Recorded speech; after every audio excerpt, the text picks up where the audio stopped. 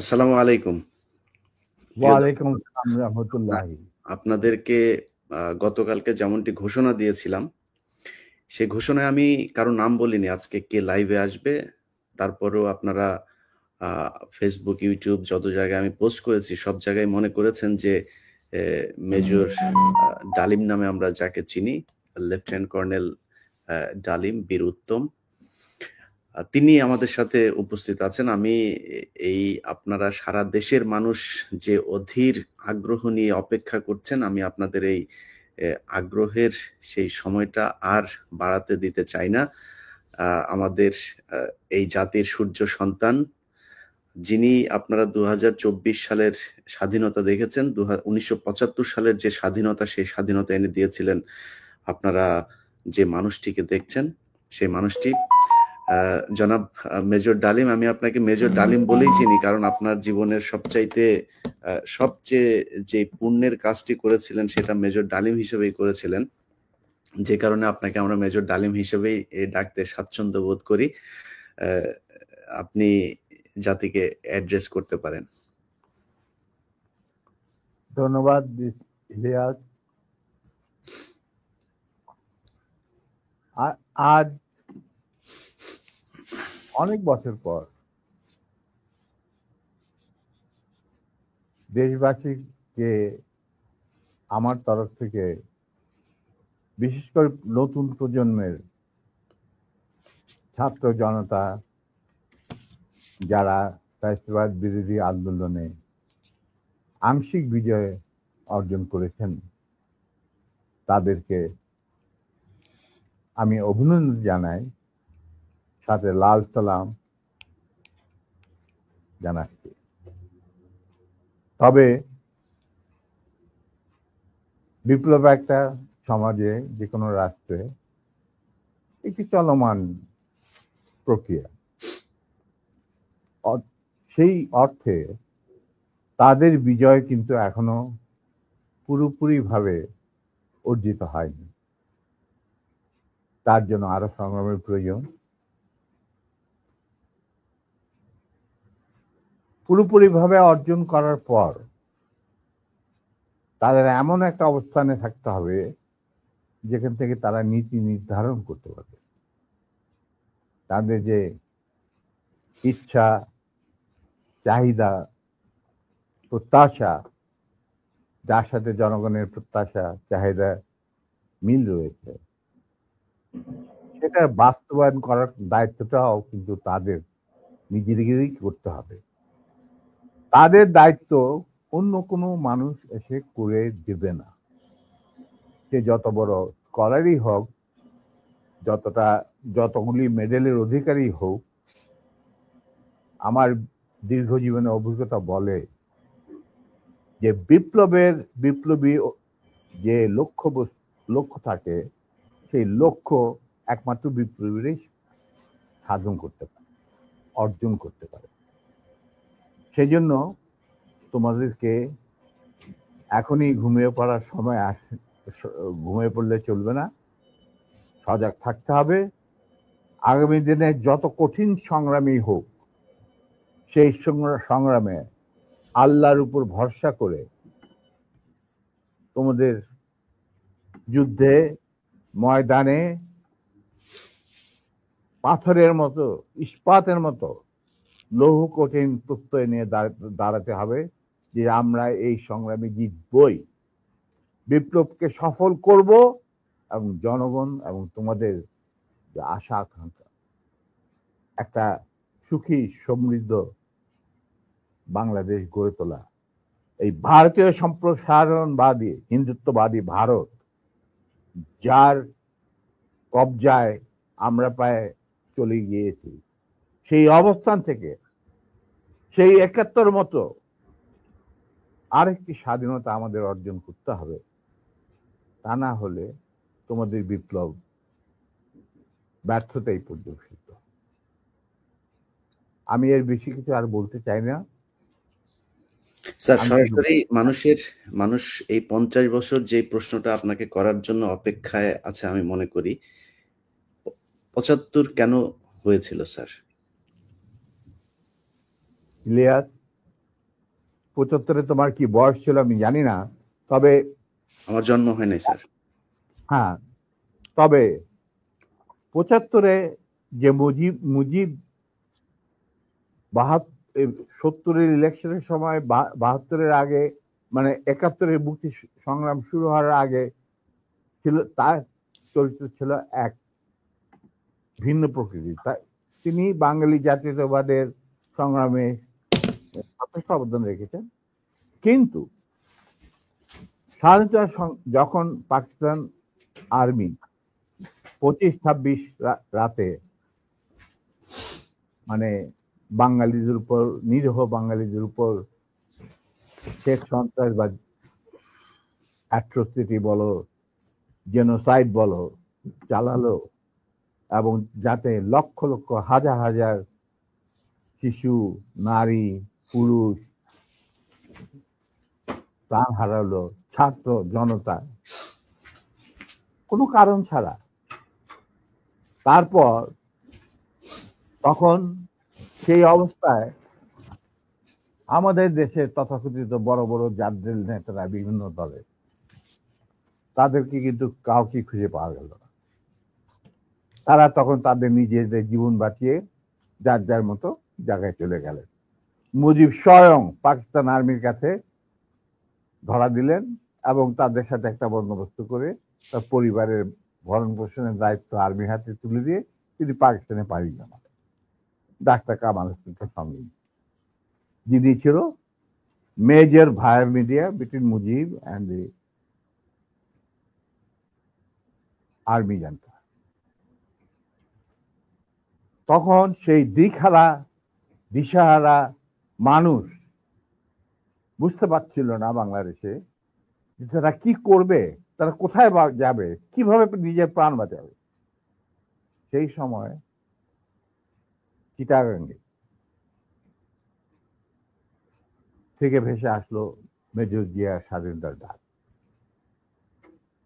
আমি তখন পাকিস্তানে চাকরিরত অবস্থা। সেই ডাকে দেশের লোক একটা আলোর রশ্মি দেখলো যে হ্যাঁ, আমাদেরকে আমাদেরকে এইভাবে মরণের হাত থেকে বাঁচার জন্য আমাদেরকে যুদ্ধ করতে হবে। Simple is that. আর সমস্ত দেশে সর্বপরিসরে লোক বিদ্রোহ, সেই মুক্তিযুদ্ধ সংগ্রামে ডাকে সাড়া দিয়ে মুক্তিযুদ্ধ গড়ে তুলবে। আমরা ওখানে বসে থাকুন না, যারা পেরেছি, যাদের সাহস ছিল, যাদের দেশপ্রেম ছিল, যারা পাকিস্তানের আর্মি জান্তাদের নির্যাতন, নিষ্পেষণ, বৈষম্যমূলক আচরণের বিরুদ্ধে জানা ছিল, তারাও সেই সংগ্রামে যোগ দেন। অনেকেই পালিয়ে এসে জীবনের ঝুঁকি নিয়ে। আমি ছিলাম তাদের মধ্যে সর্বপ্রথম গ্রুপ লিডার, যে আরো দুজন আমার সাথীকে নিয়ে আমি এসে যুদ্ধে যোগ দেই। কোনো বিবেকবান বাঙালি তখন যারা পাকিস্তানে চাকরি করতেন, তাদের পক্ষে নিশ্চুপ বসে থাকা সম্ভব ছিল না। তবে এটাও ঠিক, অনেকেই ঠিক বুঝতে পারছিল না যে কি হচ্ছেটা কি। কোনো খবর নাই, চিঠিপত্রের আদান প্রদান নাই, কোন রকম সংযোগ নাই। বিদেশি মিডিয়া, ভয়েস অফ আমেরিকা, তারপরে BBC, radio Australia, radio India, এই সমস্ত ওখান থেকে যা কিছু জানা যাচ্ছিল ওটা সম্পূর্ণভাবে বিশ্বাসযোগ্য ছিল না। তারা তাদের মতো করে বলতে থাকে এবং আমরা শুনতে থাকি। তাই অনেকেই ঝুঁকি নিতে রাজি ছিলেন না। আর একটা সমস্যা ছিল, অনেকেই পরিবার সহকারে থাকতেন পশ্চিম পাকিস্তান। এখন বউ বাচ্চা নিয়ে তো আর পালিয়ে যাওয়া সম্ভব না সবার পক্ষে। কিন্তু আমি ছিলাম তখন ব্যাচেলার। আমার সাথে যে দুজন সাহসী সহযোদ্ধা চলে আসে আমার ডাকে, তারা ছিলেন কর্নেল নূর চৌধুরী, তখন অবশ্য লেফটেন্যান্ট নূর চৌধুরী আর লেফটেন্যান্ট মতিউর রহমান, পরে দুজনই কর্নেল এবং রাষ্ট্রপতি একজন, মানে নূর রাষ্ট্রপতি। আমরা চলে আসি, এসে মুক্তিযুদ্ধে জয়েন করি। তো আমরা তিনজনই ছিলাম স্পেশালাইজড অফিসার। স্পেশালাইজড অফিসার বলতে বোঝা যায় যে যাদের কমান্ডো ট্রেনিং থাকে, স্পেশালাইজড ওয়ারফেয়ারের উপরে জ্ঞান থাকে, এবং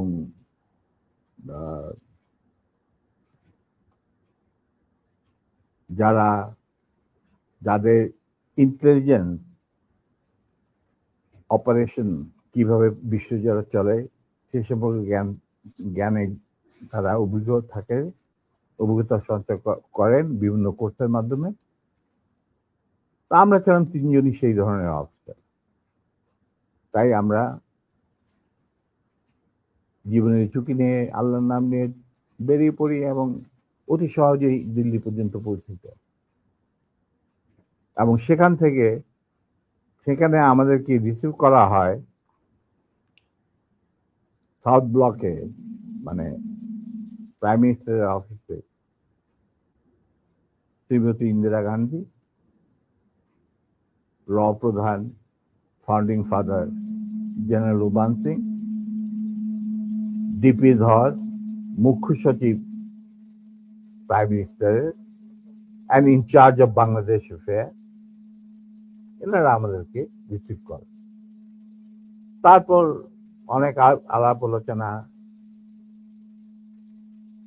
কিছুদিন ট্রেনিং, ব্রিফিং, পরে আমাদেরকে মুজিবনগর সরকারের কাছে হ্যান্ড ওভার করে দেওয়া হয় এবং আমাদেরকে দিল্লি থেকে নিয়ে আসার জন্য general Usmani, commander in chief মুক্তি ফৌজ, জনাব Tajuddin, prime minister of the provisional government, 7 দফা চুক্তি করার পর, আর ফরেন মিনিস্টার খন্দকার মুশতাক আহমদ, যিনি আমার বাবার ক্লাসমেট, তারা আসেন দিল্লিতে। এসে তাদেরকে ফর্মালি আমাদেরকে হ্যান্ড ওভার করে দেওয়া হয়। তারপরে আমাদের তিনজনের মধ্যে দুজনকে, আমাকে এবং মতিকে, অ্যাপয়েন্ট করা হয় as guerrilla adviser to the sector commander. মানে 11টা সেক্টরের মুক্তিযোদ্ধাদের রিক্রুট করা, তাদের ট্রেন করা, তাদেরকে ইন্ডাক্ট করা, অপারেশন করানো, সব দায়িত্ব পড়ে আমাদের দুজনের উপর। আমরা এই 11টা সেক্টরকে ভাগ করে নিই। আর Noor being the junior most, Osmani সাহেব উনাকে তার পার্সোনাল স্টাফ অফিসার হিসেবে মুজিবনগর সরকারের যে হেডকোয়ার্টার ছিল মুক্তিবাহিনী, সেখানে তার সাথে রাখেন। এবং শেষ পর্যায়ে কিছুদিনের জন্য নূর অনেকটা দৃঢ়তার সাথেই উসমানীর সাথে আলাপ করে সাউথ বেঙ্গলে চলে যায় এবং মুক্তিযুদ্ধে সক্রিয়ভাবে অংশগ্রহণ করে। সেও আঘাতপ্রাপ্ত, মানে সেও যুদ্ধে ইনজিওর্ড হয় একটা অপারেশনে, এবং তাকে বীর বিক্রম খেতাব দেওয়া হয়। আর আমি যুদ্ধের সময় 3-4 বার আহত হয়েছি। তার একটা নিদর্শন আমার দেখো, হাতের অবস্থা এখানে সেখানে সবকিছু অর্ধেক বোধ হয় আর্টিফিশিয়ালি ক্রিয়েটেড, রিক্রিয়েটেড, যেটাকে প্লাস্টিক সার্জারি বলা হয়। But then I continue. তারপর সেনাবাহিনী গঠন করা, বাংলাদেশ মিলিটারি একাডেমি স্থাপন করা,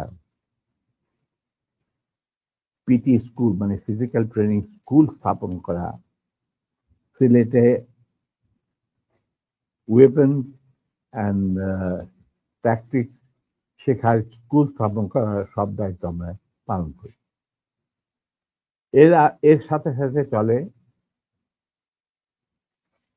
রিক্রুটমেন্ট ফর আর্মি, যে 5টা ব্রিগেডের টাইটেল দিয়েছিল বুঝি, এই ব্রিগেড 5টা এবং বিমান বাহিনী, নৌবাহিনীর জন্য রিক্রুটমেন্টের ইনচার্জ ছিলেন deputy chief of staff Zia Rahman.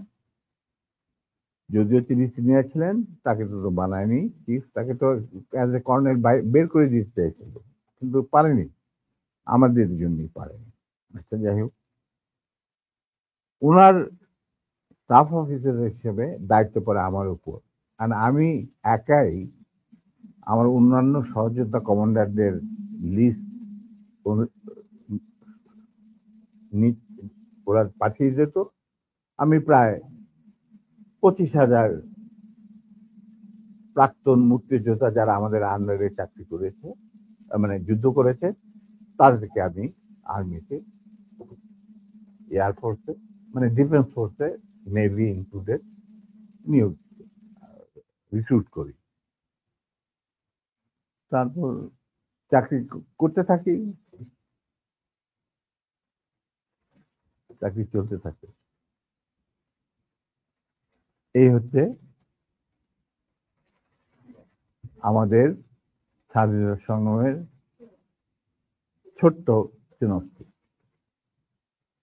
বলো এরপর কি, আর কি জানতে চাও?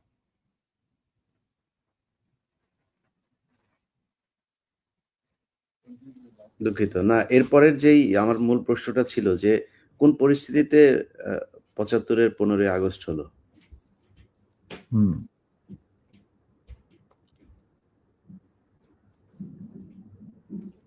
খুবই স্পর্শকাতর প্রশ্ন Ilias.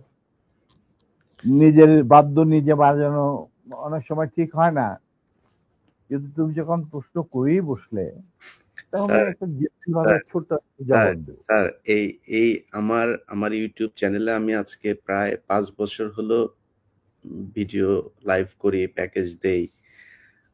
So far I remember আমার সবচেয়ে বেশি একসাথে ভিউয়ার ছিল সম্ভবত 20 বা 25,000।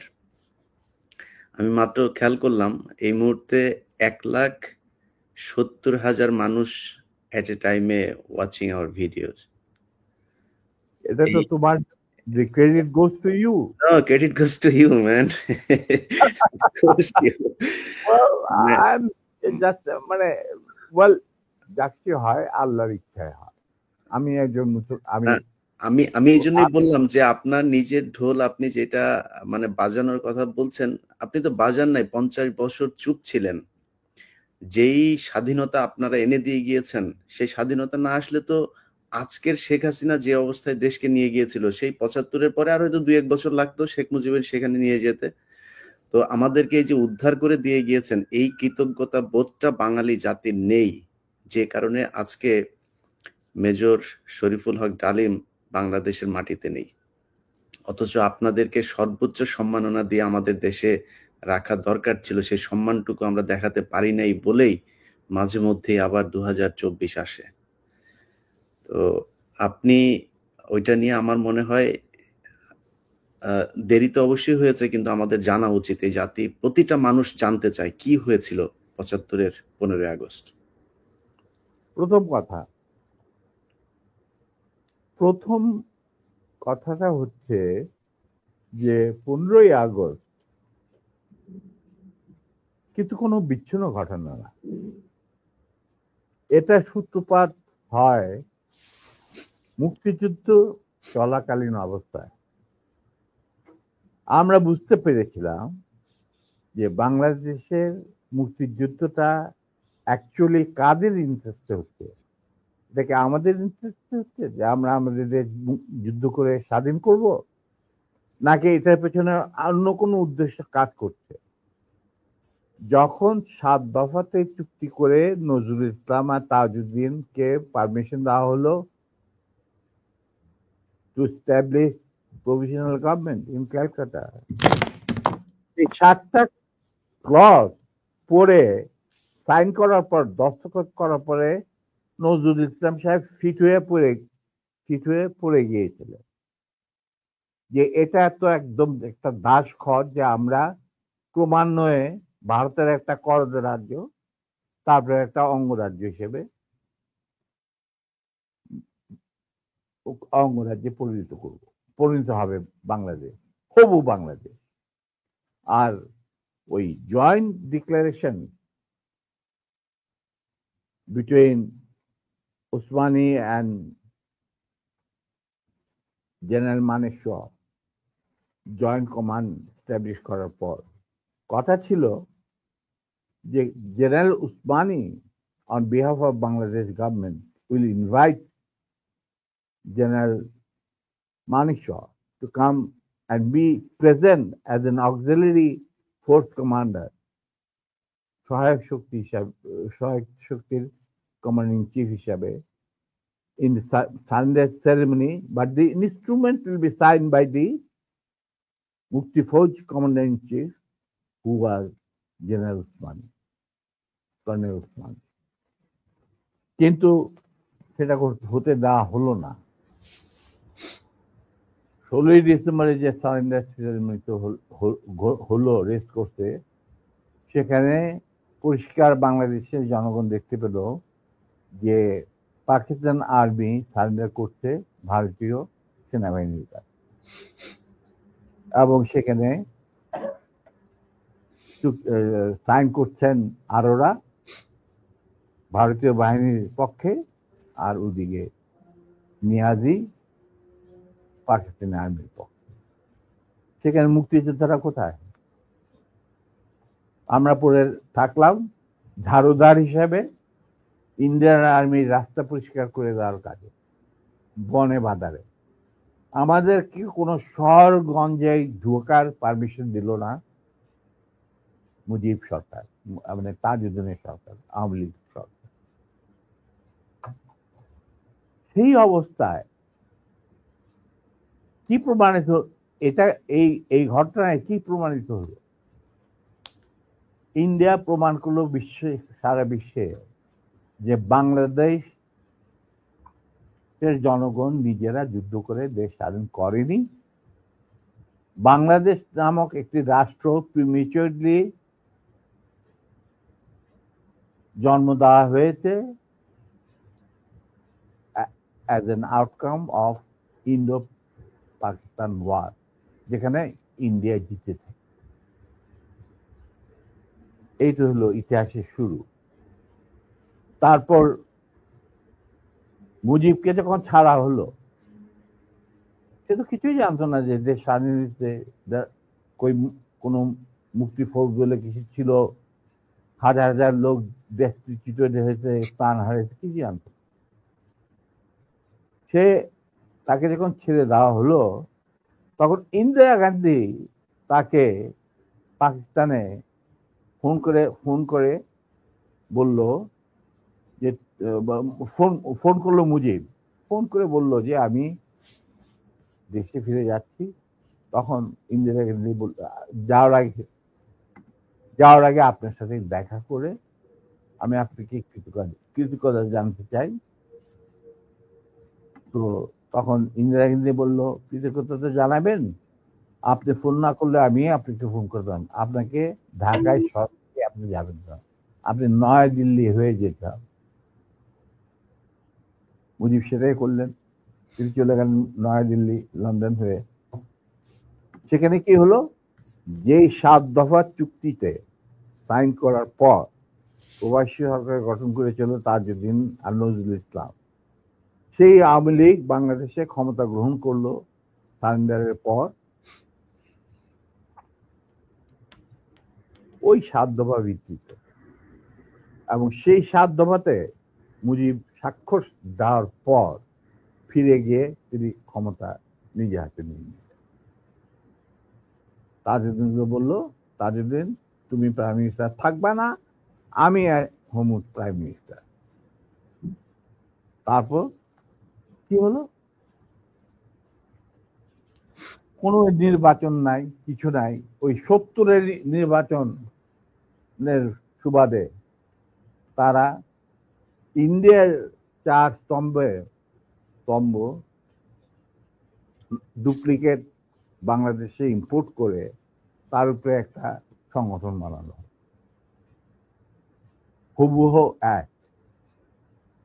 শুধু তাই না, রবীন্দ্রনাথ ঠাকুর, যাকে নিয়ে আমরা নাচানাচি করি এবং অনেকের মানে ভাসে যায়, আপ্লুত হয়ে যায় আবেগে, এই রবীন্দ্রনাথ ঠাকুর একজন ইন্ডিয়ান নাগরিক এবং ইন্ডিয়ার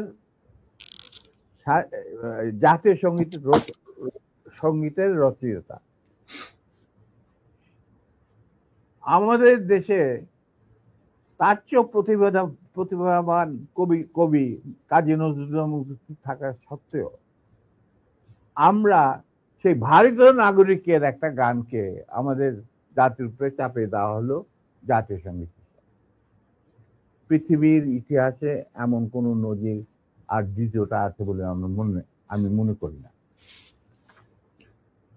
কেন কোন বাংলাদেশে যদি নজরুল ইসলামকে আমরা জাতীয় কবি আখ্যা দিয়ে থাকি, তাহলে নজরুল ইসলামের গান কেন হলো না? বা অন্য কারো গান হতে পারতো জাতীয় সঙ্গীত। ভালো ভালো কবি সাহিত্যিক ছিলেন আমাদের দেশে, কিন্তু পৃথিবীর ইতিহাসে কোথাও নাই যে বিদেশি এক নাগরিকে যে নাকি তার দেশের জাতীয় সঙ্গীত রচনা করেছে এবং আমাদের শুদ্ধ স্বাধীন বাংলাদেশে এসেও আমাদের জাতীয় সঙ্গীত রচনা করতে হবে। কি ধরনের কথা? That means you have nothing in your hand. তারপর মুজিবকে দিয়ে রক্ষী বাহিনী সৃষ্টি করলো ইন্ডিয়া। তারা বাংলাদেশের সামরিক বাহিনীকে দুর্বল করে একটা নামে মাত্র সামরিক বাহিনী, হাতে লণ্ঠন করে ঠনঠন, এই ধরনের একটা সেনাবাহিনী রাখবে। আর কারণ একটা সেনাবাহিনী তো রাখতেই হবে, কারণ যে কোনো জাতির মেরুদণ্ড হচ্ছে সেনাবাহিনী। ওই হাতে লণ্ঠন করে ঠনঠন, আর আসলে তার চেয়ে অনেক শক্তিশালী একটা বাহিনী গঠন করলো ইন্ডিয়া। স্যার, ওই যে 7 দফাটা আমরা তো ইতিহাস পড়ে, আমরা তো আসলে সাক্ষী না, আমরা পড়ে মানুষকে জানানোর চেষ্টা করেছি। আপনার স্মরণ আছে 7 দফাটার কথা? কি কি ছিল ওই দফায়? যদি কয়েকটা গুরুত্বপূর্ণ জায়গা যদি মনে রাখেন। দেখো ভাই, আমি তো অ্যাকচুয়ালি 7 দফা একদম টোটো এগুলো আমার বইতে লেখা আছে। যারা এটা কেন জিজ্ঞেস করলাম স্যার, কারণ হচ্ছে মানে আপনি তো করতে পারবেন না স্যার, সেনাবাহিনী তো 7 দফা মানলে করতে পারবেন না স্যার। আমার পক্ষে হয়তো এখন রিকালেক্ট করা অফেন ডিফিকাল্ট, কারণ আমার মাথায় অনেক কিছু খেলা করে। জি স্যার। দু একটা জিনিস বলছি, যেমন ধরো মুজিব এবং তার সরকারকে প্রোটেকশন দেওয়ার জন্য ইন্ডিয়ান আর্মি অবস্থান করবে বাংলাদেশ। বাংলাদেশের কোনো শক্তিশালী সামরিক বাহিনী গঠিত হবে না। বাংলাদেশের কোনো স্বাধীন বৈদেশিক নীতি থাকবে না। বাংলাদেশের শাসন ব্যবস্থা, আমলাতন্ত্র, শিক্ষা ব্যবস্থা, স্বাস্থ্য ব্যবস্থা, শিল্প ব্যবস্থা, কৃষি ব্যবস্থা সবকিছুই চলবে ভারতীয় বিশেষজ্ঞদের ইচ্ছা মতো। তারা মুজিব বিরোধী কোনো মানুষকে বাঁচিয়ে রাখা হবে না। তার জন্য যত লোক মারা দরকার মারা হবে, যত লোককে লুলা ল্যাংড়া করা হবে, চক্ষু তুলে নেওয়া হবে, মেয়েদের ইজ্জত লুণ্ঠন করা হবে, কোনো সমস্যা নাই। এইভাবে প্রতিপক্ষের উপর ঝাঁপিয়ে পড়ায় 40,000-এরও বেশি লোক মারা গেছে, সেটা সবাই জানে, প্রত্যেক আসছে। তারপর তোমার আমরা একটা করদ রাজ্যে পরিণত হয়ে গেলাম। কিন্তু সমস্যা দেখা দিল যে বাংলাদেশের মাটিতে যদি যে ইন্ডিয়ান সোলজাররা অবস্থান নেয়, তাহলে বিদেশ থেকে কোনো দেশেই বাংলাদেশকে স্বীকৃতি দিতে রাজি না, কারণ পাকিস্তান ইতিমধ্যে সিকিউরিটি কাউন্সিল থেকে একটা আইন পাস করে নিল যে বাংলাদেশে কে নিয়ন্ত্রণ করতে ভারত তাদের সেনাবাহিনীর মাধ্যমে, মুজিব সরকারের মাধ্যমে। অতএব এটা একটা ডিসপিউটেড টেরিটরি, এটা একটা স্বাধীন দেশ নয়। তাই আপনারা স্বাধীন কিভাবে রিকগনাইজ করবেন মুজিবের সরকারকে? এরপর এই অবস্থায় ইন্দিরা গান্ধী পড়ল মুসিবত, তো আজ মুজিব সরকার। তখন ইন্ডিয়ান সরকার ডিসাইড করলো যে ঠিক আছে, আমাদের সোলজার আমরা ফেরত নিয়ে আসবো, তার পরিবর্তে আমরা জাতীয় রক্ষী বাহিনী বানিয়ে, তাই করা হলো। তো যে কাজটা ইন্ডিয়ান আর্মি করছিল সেটা পরে জাতীয় রক্ষী বাহিনী করলো। আর কি ধরনের অত্যাচার, অবিচার, কি ধরনের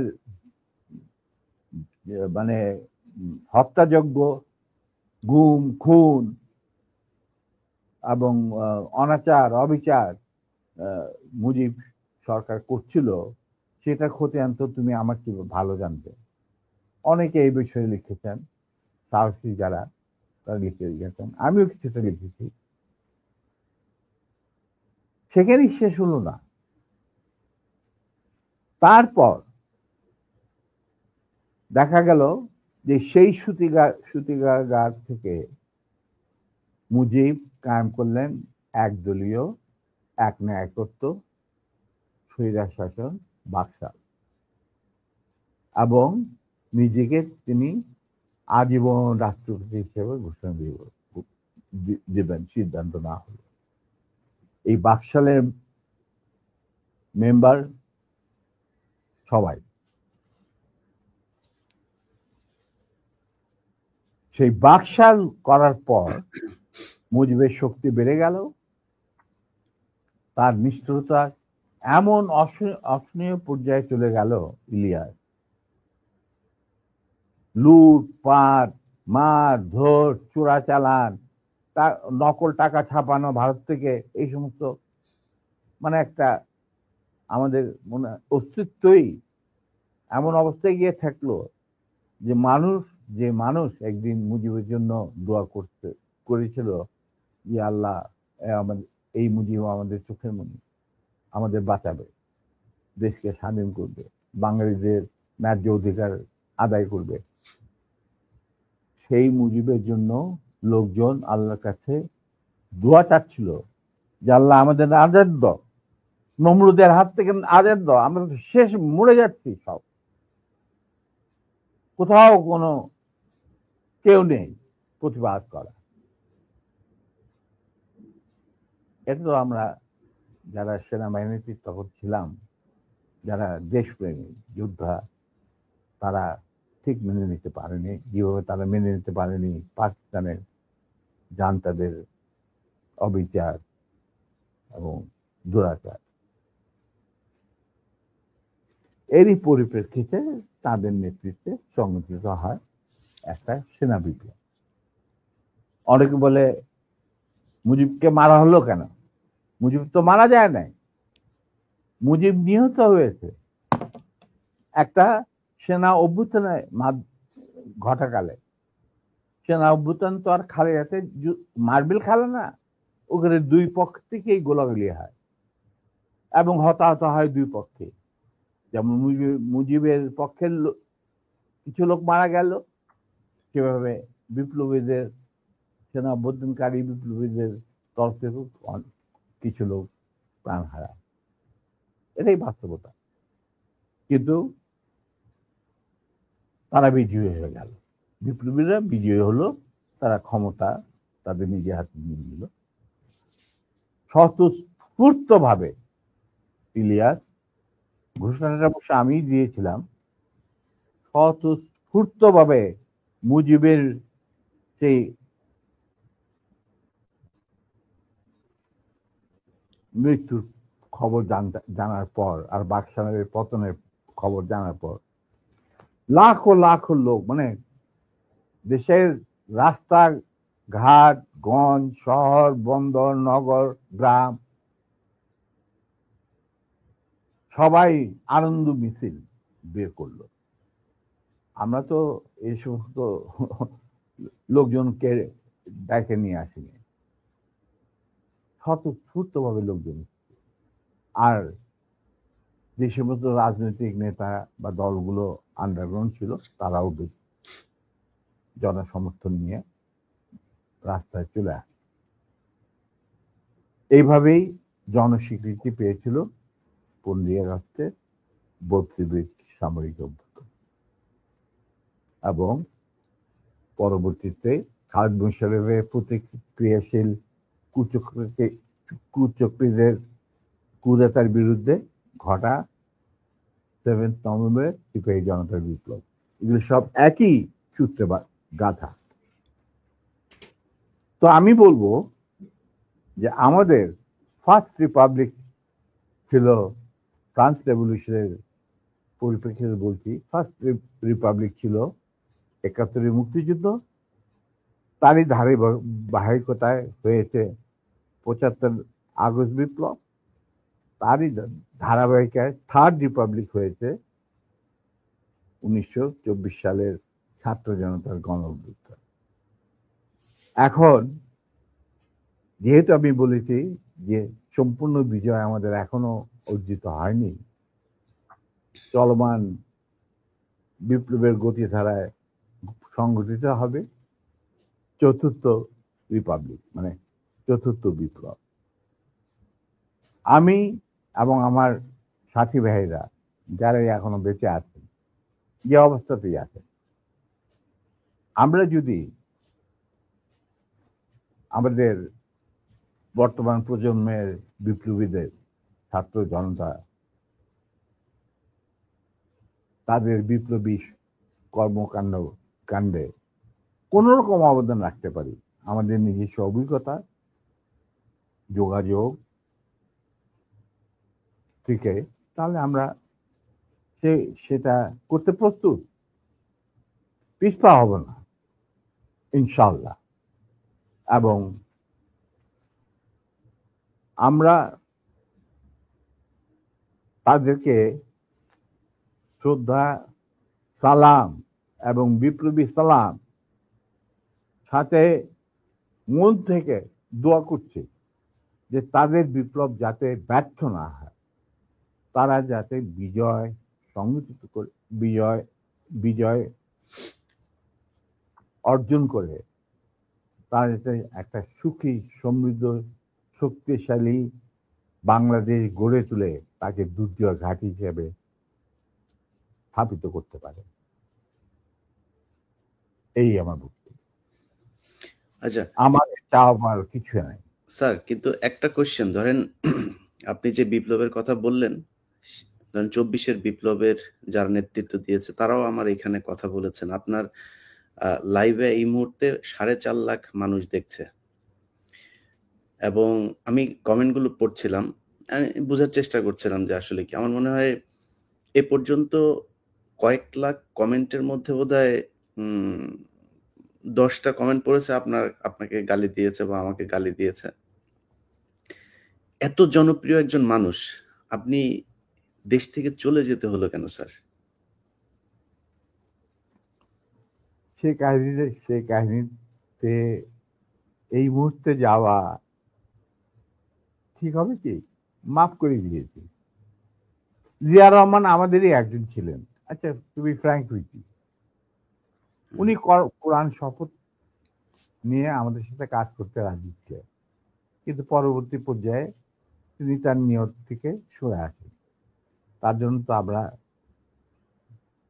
আমরা দায়ী নয়, উনি দায়ী।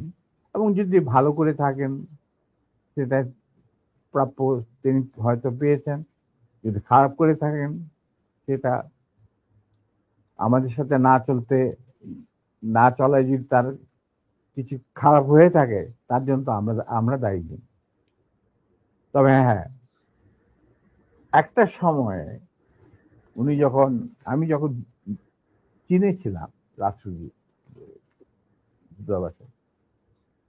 তিনি আমার বাবা কিন্তু জিয়া রহমানের ক্যাবিনেটের সিনিয়র মিনিস্টার পদে নিযুক্ত ছিলেন। কারণ আমার বাবা মনে করতেন যে আমরা আর জিয়া রহমান সব এক, কিন্তু উনি ভেতরে খবর জানতেন না। জিয়া রহমান যখন দেখলো যে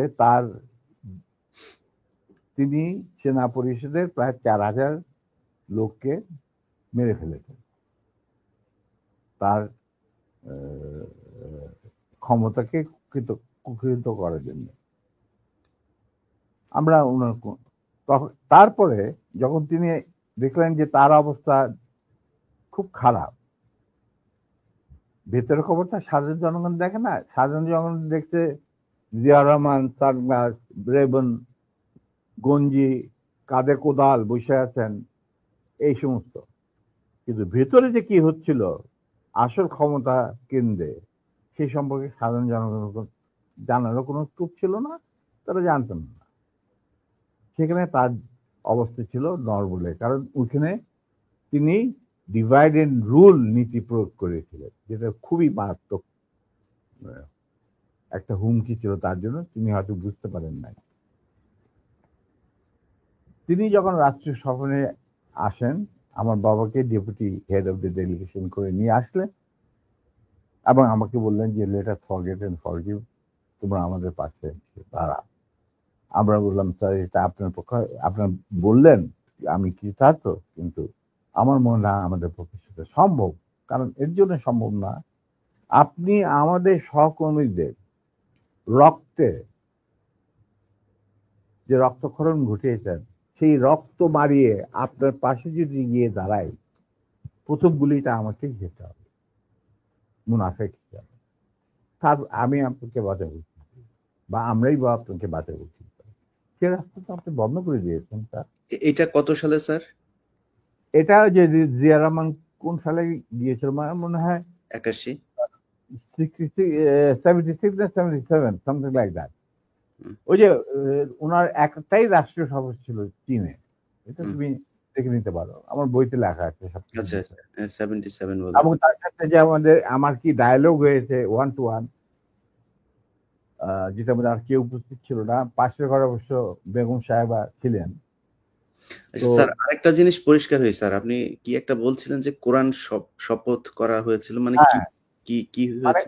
আমি বলি শোনো, এই যে সেনা পরিষদ, আমরা যখন ভারতে যুদ্ধ করছিলাম, যখন আমরা বুঝতে পারলাম ভারতের গেম প্ল্যানটা, তাদের একটা সুদূর প্রসারী চক্রান্তমূলক একটা পরিকল্পনা রয়েছে, বাংলাদেশকে প্রথমে ক্লায়েন্ট স্টেট, তারপরে অঙ্গভূত করা, সিকিমের মতো। আর সেখানে লেন্দুদ্দি ছিলেন, আমাদের মুজিবুর রহমানকে বানানো হলো তাজউদ্দিন, আর পরে মুজিবুর রহমানকে বানানো হলো সেই লেন্দুদ্দি।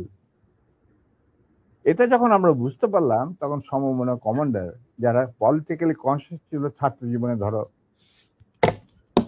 বা পরবর্তী জীবনে, তখন আমরা বললাম যে আরে আমাদের তো আসল যে যুদ্ধ সেটা তো হবে স্বাধীনতার পর, ভারতের আগ্রাসী মনোভাব নিয়ে যখন বাংলাদেশকে গিলে খেতে চাবে, সেইটার বিরুদ্ধে আমাদেরকে লড়তে হবে, তার জন্য আমাদের প্রস্তুত থাকতে হবে, প্রস্তুতি এখনই গ্রহণ করতে হবে। তখন আমরা ওই মুক্তিযুদ্ধের আড়ালে আমরা সেনা পরিষদের বীজ বপন করি। তো তোমার মনে থাকার কথা, যদিও Zia Rahman declaration of independence দিয়েছিল, প্রথমে তিনি নিজেকেই অস্থায়ী সরকারের প্রধান হিসাবে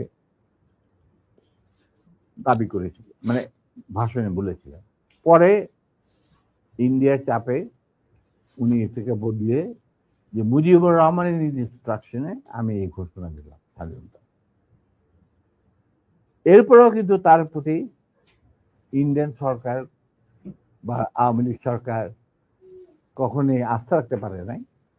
তারা তাকে সেক্টর কমান্ডারের অবস্থান থেকে সরিয়ে এনে হেডকোয়ার্টার দাম করে এক সেফ হাউসে, মানে আমাদের কিছু সেফ হাউস ছিল যেখানে আমরা থাকতাম, বা আমাদের সাথীরা সুজাত কল্যাণীতে, মানে এই প্রভাব অফ ক্যালকাটা একটা বাড়িতে ওনাকে না নিষ্ক্রিয় করে রাখা হইত।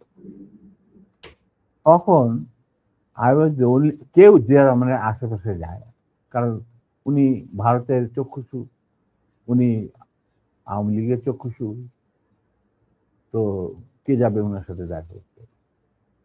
তখন কিন্তু আমি, কারণ আমি জিয়া রহমানকে অনেক আগে থেকে চিনি, পাকিস্তান আমল থেকে চিনি, একসাথে কাজও করেছি। যাই হোক, আমি গিয়ে ওনার সাথে যোগাযোগ করি এবং তাকে বুঝাই যে স্যার আপনি ধৈর্য ধরুন, আমরা আপনাকে সহজে হারাবো না।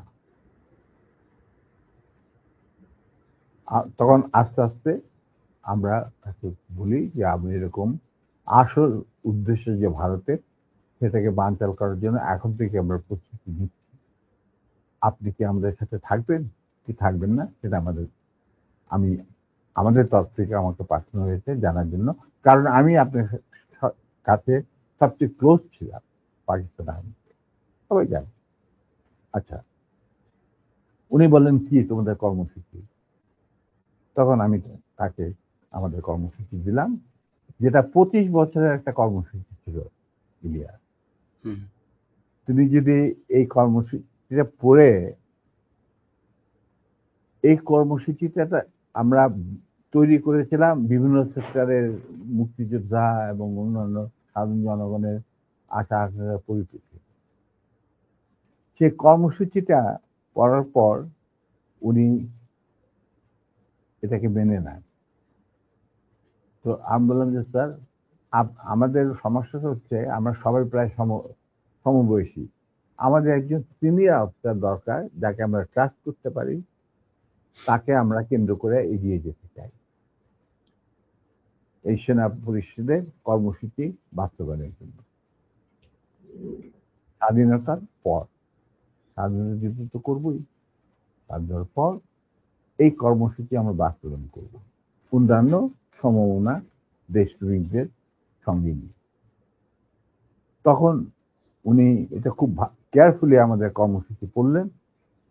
তারপরে আমি একদিন গেলাম, উনি বলে যে আমি পড়লাম, আমি সম্পূর্ণভাবে একমত, স্বাধীন বাংলাদেশকে একটা সুখী সমৃদ্ধ আত্মনির্ভরশীল এবং আমাদের সংস্কৃতির ভিত্তিতে নতুন বাংলাদেশ গঠন করার জন্য এর চেয়ে ভালো কোন রকম কর্মসূচি হতে পারে না। আমরা ধাপে ধাপে এটাকে কার্যকারী করব। তখন আমি বললাম, তাহলে কি আপনি আমাদের সাথে কাজ করতে রাজি আছেন? আমরা আপনাকেই আগে রেখে আমরা কাজ করতে চাই, কারণ you are the senior most এবং আপনি একজন সৎ ব্যক্তি। উনি সৎ ছিলেন ব্যক্তিগতভাবে। আর তবে আপনার সমস্যা হচ্ছে আপনি বাংলা জানেনও না, বাংলা বলতে পারেন না, লিখতে পারেন না, আপনি সারা জীবন পাকিস্তানে বড় হয়েছেন, ওখান থেকে আর্মিতে চলে গেছেন। দ্যাটস নট এ প্রবলেম, আমরা রয়েছি আপনার গ্রাউন্ড ওয়ার্ক করার। আপনি যদি রাজি থাকেন তাহলে আমরা একসাথে কাজ করতে, আপনাকে সামনে রেখে আমরা কাজ করতে রাজি, এগিয়ে যাব, সেনা পরিষদ এগিয়ে যাবে কাজ। তখন বললেন যে আমি রাজি। তখন বললেন যে স্যার, আমাদের সাংগঠনিক বিধান অনুযায়ী আপনাকে একটা কোরআন শপথ দিতে হবে, যে কোরআন ধরে আপনি বলবেন যে আমি এই কর্মসূচি ভিত্তিক কর্মকাণ্ড, সেনা পরিষদের কর্মকাণ্ড পরিচালনা করার জন্য শীর্ষ নেতা হিসেবে যোগ দিতে রাজি আছে। উনি উজু করে আসলেন, কোরআন শরীফ রাখা হলো, তার উপর হাত রাখলেন, আমিও ওর হাতের উপর হাত রাখলাম, তারপরে শপথ নিলেন। তবে একটা শর্ত থাকতো ওনার তরফ, যে যতদিন পর্যন্ত রাষ্ট্রীয় ক্ষমতায় আমরা না যেতে পারবো, ততদিন পর্যন্ত সেনা পরিষদের সাথে আমার যে কোনো সম্পর্ক আছে সেটা প্রকাশিত করা যাবে না। আমরা বললাম ইট ইজ এগ্রি, আমরা সবাই পরামর্শের মাধ্যমে বললাম ইট ইজ এগ্রি। বললো শুধু তুমি আর নূর, এই দুজনের পারমিশন থাকবে আমার সাথে যে কোনো সময় যে কোনো অবস্থায় যোগাযোগ করা। আমি বললাম আমাদের খুব বেশি যোগাযোগ করার দরকার হবে না, তবে প্রয়োজন মতো নিড টু নো বেসিসে আমরা দুজনেই আপনার সাথে যোগাযোগ করি, তাও তার বাসায় অফিসে না। এই এই হলো কথা। তার মানে স্যার সেই শপথ তো আপনি রাখলেন না। আপনি মনে করলেন যে আমাদের বিদেশের আইসা এই ছিড়ায় ছোটায় আপনার আন্ডারই, সরকারের আন্ডারে থাকবো আমরা বিভিন্ন দূতাবাসে, আপনি আপনার যাদেরকে আপনি বিশ্বাসযোগ্য মনে করেন তাদের নিয়ে আপনি রাষ্ট্র চালাবেন, চালাচ্ছেন, চালান। আমরা তো কোনো রকম বিরোধিতা করি নাই, আপনার করবো। আজ আপনি আমার বাবার সামনে বলছেন যে তোমরা let us forget and forgive and start a fresh. রাজনীতিতে বা রাজনীতি হলো দাবা খেলা। দাবা খেলায় একটা চাল দিয়ে চাল আবার পিছনে নেওয়া যায় না, চালের আগে আপনাকে চিন্তা করতে হয়। এটা একবার চাল দেওয়ার পর আর সেটাকে ফেরত নেওয়া যায় না। আপনি how can we start a fresh? এটা সম্ভব নয়। এভাবে আমাদের মিটিং শেষ হয়ে যায়। আপনাদের ওই 25 বছরের পরিকল্পনাতেই কি শেখ মুজিবকে ক্ষমতাচ্যুত করার পরিকল্পনা ছিল? অবশ্যই। শেখ আচ্ছা, মুজিব কি? Sheikh Mujib was a major player to implement the Indian design over right, Bengal. Right, right. G sir. কথা বলে রেখে কিভাবে তুমি দেশে হুম। মানে জাতীয়তাবাদী ভিত্তিতে নিজের সংস্কৃতি, নিজেদের ঐতিহ্য ভিত্তিতে, নিজেদের ধর্মীয় চেতনার ভিত্তিতে তুমি বাংলাদেশ বানাবে কিভাবে? How how it is possible? এটা তো, এই প্রশ্নটা তো আমার মনে হয় তোমার করাই উচিত ছিল। না, এটা এটা করার উচিত ছিল না কেন, এটা করলাম আপনার মুখ থেকে শোনানোর জন্য। এটা শুনলে হয়তো অনেকেই মনে করতে পারে, যেমন আওয়ামী লীগ হয়তো এটা নিয়ে কথা বলবে যে জিয়াউর রহমানও তাহলে তাকে ক্ষমতাচ্যুত। আমি কিন্তু এখানে হত্যা করার কথা বললাম, আমি বলেছি ক্ষমতাচ্যুত। ক্ষমতাচ্যুত করার কথা তিনি জানতেন। He was he was a casualty. Right. He was a casualty in a conflict. It's a cross Armed fire. conflict. But right, that's it. Right. তো এখন এই জায়গাতে শেখ মুজিবকে করার পরে আমি ব্যক্তিগতভাবে এই জিয়াউর রহমানের প্রতি আমার সম্মান একটুও কমে নাই। কারণ ওইটা ছিল মেইন কালপ্রিট এই শেখ মুজিব। সো তাকে তো হ্যাঁ। সরাইতেই হবে। এনি হাউ আপনাকে সেটা। কিন্তু আমি তোমাকে একটা কথা বলবো, জি স্যার। যাতে আমি একজন মুসলমান হিসাবে বা একজন মানুষ হিসাবে, কেউ কোন মানে মানুষ বা একজন মুসলমান হিসাবে আমি কাউকে জাতির পিতা, জাতির মাতা, জাতির বন্ধু, জাতির ভাতিজা এগুলি আমি মানি না। এগুলি এগুলি এগুলি সঠিক বয়ান নয়। স্যার আপনি তো সেক্টর কমান্ডার ছিলেন, মানে মানে বীর উত্তম ছিলেন একজন। এই প্রশ্নটা আমি শেষ করিনি। জি, জি। আমরা এই যে সভ্য সমাজ তথাকথিত যেখান থেকে আমরা গণতন্ত্রের সবক নেই, যেখান থেকে আমরা মানবাধিকারের সবক নেই, যেখান থেকে আমরা শিখি হোয়াট ইজ ব্যক্তি স্বাধীনতা, বলার স্বাধীনতা, এই সমস্ত যারা যেখান থেকে আমরা সবক নেই, সেই সমস্ত দেশে কি জাতির পিতা, জাতির ফিতা, জাতির বাতা, এই সমস্ত আছে? বলো কোন দেশ আছে? ইউএসএতে কয়েকজনকে তারা মানে ইউএস এর ফাউন্ডার মনে করেন। ফাউন্ডিং ফাদারও কেউ বলে না। রাইট। দেখো Nelson Mandela was a friend of mind. উনি তো কোনদিন একসেপ্ট করে নাই যে তাকে বলা হোক জাতির পিতা। কেনিয়াটা, জম্মু কেনিয়াটা, ওনাকে তো জাতির পিতা বলা হয় না। প্যাট্রিক লুমুম্বা অফ জাম্বিয়া, ওনাকে তো জাতির পিতা বলা হয় না। স্যার জাতির পিতা যদি বলা হয়, যেমন ভারতে এই কালচার আছে, কিন্তু ভারত যদি ভারতের কালচারকে মানবো কেন?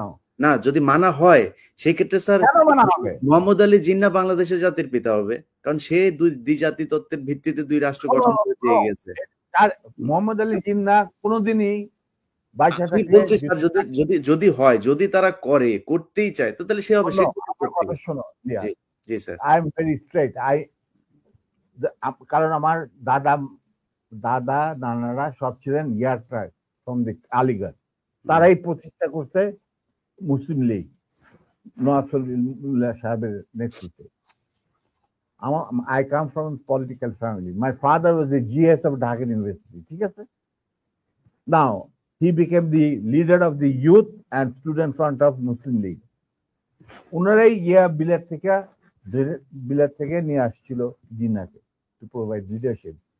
তাদের এক পয়েন্ট এজেন্ডা, মুসলমানদের যেন স্বাধীন দেশ চাই, নো আদার থিং। এবং প্রথম গুলি খায় এই পাকিস্তান আন্দোলনের মুভমেন্টে কারমাইকেল কলেজের একটা ছাত্র, যেই প্রসেশনের নেতৃত্ব দিচ্ছিলেন আমার বাবা। বুঝলে? অতএব আমার মনে হয়, আমি জিন্দাকে যতটুকু জানি, তিনি নিজেও কোনোদিন জাতির পিতা হিসেবে খেতাব নিতে রাজি হতেন। জি স্যার। স্যার, আমাদের অনেকগুলো খুব গুরুত্বপূর্ণ কোশ্চেন আছে, যে কোশ্চেনগুলো মানুষ অনেক এই 50 বছর অপেক্ষা করছিল। আমরা দ্রুত কোশ্চেনে যে পরের কোশ্চেনটা স্যার, মানে ইয়েস নো স্যার, দুই ইয়েতে জবাব। আমার দর্শকরা আর তোমার দর্শকরা, আপনার দর্শক স্যার, তোমার দর্শক, আমি আমার দর্শক বলবো না, যে তোমার দর্শক। আই এম প্রিভিলেজ, তুমি আমার সাথে কথা বলছো এবং তোমার মাধ্যমে তারা আমাকে দেখছেন। আমি বলবো যে আমি দর্শকদের সোজা কথা বলতে চাই যে আমি ব্যক্তিগতভাবে জাতির পিতা, জাতির ভগ্নী, জাতির জামাই, এই সমস্ত কিছু বিশ্বাস করি। আমরাও করি না স্যার, বাংলাদেশের মানুষ কেউই করে না এটা। যাদের বোধগম্য থাকা উচিত, জাতির পিতা যদি বলতেই হয়, তাহলে বিশ্ব মানবতার পিতা হচ্ছে আদম আলাইহিস সালাম। এটা কেউ অস্বীকার করতে পারে? তা আমার কথা হচ্ছে, তোমরা উন্নত দেশগুলি থেকে তোমরা গণতন্ত্র শিখে আসো, তারপরে মানব অধিকার শিখে আসো। এগুলি কি নতুন করে শেখার কিছু আছে? আমাদের কোরআনের মধ্যে এই সমস্ত নাই? তারপরে বিভিন্ন ধর্মগ্রন্থ থেকে এগুলি নেই? তারপরে ওই সমস্ত দেশে কেন জাতির পিতা থাকে না? ওইখানে কেন জাতির মাথা থাকে না? আমাদের এখানে কেন থাকতে হবে? ইন্ডিয়াতে কে জাতির পিতা? হুই ইজ জাতির পিতা অফ ইন্ডিয়া? বলো তুমি আমাকে। দেয়ার ইজ নো জাতির পিতা। হুই ইজ জাতির পিতা? কোন সভ্য দেশে জাতির পিতা বলে কোনো জিনিস নাই। এটা হলো আমার শেষ কথা। এটা তো স্যার মুজিববাদ প্রতিষ্ঠিত করতে হবে। যাক স্যার, আমি এক কথা, সেটা একটা গ্রুপের একটা সেগমেন্ট অফ দি পপুলেশনের চিন্তা ভাবনা। না স্যার, সেগমেন্ট অফ পপুলেশন এটা আলাদা একটা রিলিজিয়ন। আওয়ামী লীগ হচ্ছে একটা ধর্ম, ওদের ধর্মের এই প্রফেট হচ্ছে গিয়ে শেখ মুজিব। এটা শুধু মানুষ না, ওরা আরেক জিনিস। এটাকে আপনি ঠিক করতে পারবেন। ওরা তো মানুষ না হলে অমানুষ হোক বা অন্য গ্রহ থেকে ওরাদের আগমন হোক, আমি বলবো তাদের মেন্টর যে ভারত, যেখানে এখন ওনারা গিয়ে আরামে এসে থাকতেছেন বাংলাদেশ থেকে পলায়া। কোনোদিন শুনি না কোনো প্রাইম মিনিস্টার পলায় যায়। আচ্ছা, নিবে, ওনারা পলায় গেছেন। এখন ওই দেশটাতে কোন জাতির পিতা আছে কি? বলো, নাই। তো আমরা কেন জাতির পিতা নেবো? কেন নেব? কি যুক্তিটা কি? বাংলাদেশের স্বাধীনতার ব্যাপারে বা স্বাধীনতা আগ পর্যন্ত বাংলাদেশকে পৌঁছানোর রাজনীতিতে কি শুধু মুজিবের অবদান ছিল? এখানে ভাসানীর নাম নিতে হবে না? ফজলুল হকের নাম নিতে হবে না? ফারুদ্দিন নাম নিতে হবে না? বলো তুমি আমি পরিষ্কার ভাবে। কেন? তাহলে মুজিব কিভাবে জাতির পিতা হবে? একমাত্র মুজিবই কি বাংলাদেশের ঠিকাদার? না, আমি সেটা মনে করি না। মুজিব তো কোনোদিন স্বাধীনতা চাইনি বাংলাদেশের জন্য। He never wanted that Bangladesh should be independent. Agartala ষড়যন্ত্র মামলা টামলা এই সমস্ত আবল তাবল কথা বলে, কিচ্ছা বলে। আসল কিচ্ছা তো আগরতলা, মানে স্বাধীনতার কথা সেনাবাহিনীর এক তরুণ অফিসার প্রথম চিন্তা করেছিল। তিনি ছিলেন ফ্লাইট কমান্ডার ওয়াজেন হোসেন, পাকিস্তান নেভির চৌকুশ অফিসার। জি স্যার, অনেক অনেক গুরুত্বপূর্ণ কথা আছে যেগুলো মানুষ শুনতে চায়, সেখানে যাই আমি। কথা হচ্ছে যে শোনো, জি। যার যা প্রাপ্য তাকে সেটাই দিতে হবে, হুম। সেই মর্যাদা দিতে হবে, জি। নাহলে এটা মুনাফা।